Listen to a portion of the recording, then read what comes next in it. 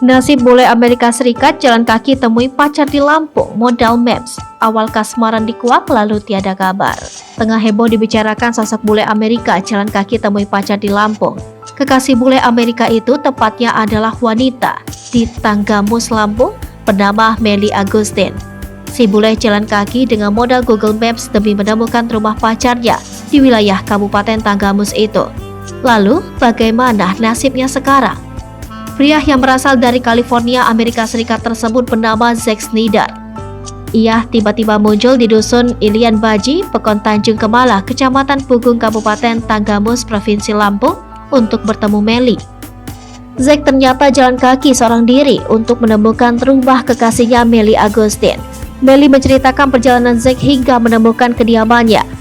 Zack jalan kaki hanya bermodalkan Google Maps dari Pasar Pagelaran Kabupaten Pringsewu hingga ke dusun Ilian Baji, Pekon Tanjung Kemala, Kecamatan Pugung, Tanggamus, Lampung. Melly juga sempat kaget dengan aksi nekat Zack, padahal menurut Melly mereka sudah tidak komunikasi selama 2 bulan. Tapi sebelumnya Melly pernah membagikan lokasi rumahnya melalui share Google Maps kepada Zack. Wanita asal Tanggamus ini mengungkap bila mereka memang sudah pacaran selama kurang lebih 2 tahun lamanya.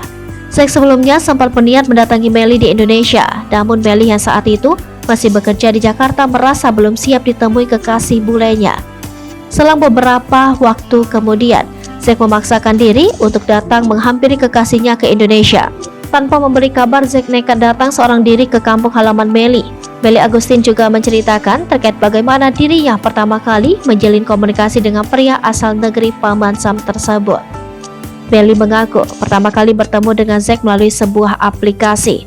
Menurut pengakuan Melly, ia mendownload aplikasi tersebut hanya untuk belajar berbahasa Inggris pada saat itu. Melly menuturkan pada awal perkenalannya dengan Zack semua berjalan seperti biasa. Akibat komunikasi yang intens antara Melly dan Zack, kemudian muncul rasa nyaman dari pria California tersebut. Zack sendiri terlihat nyaman berada di rumah kekasihnya.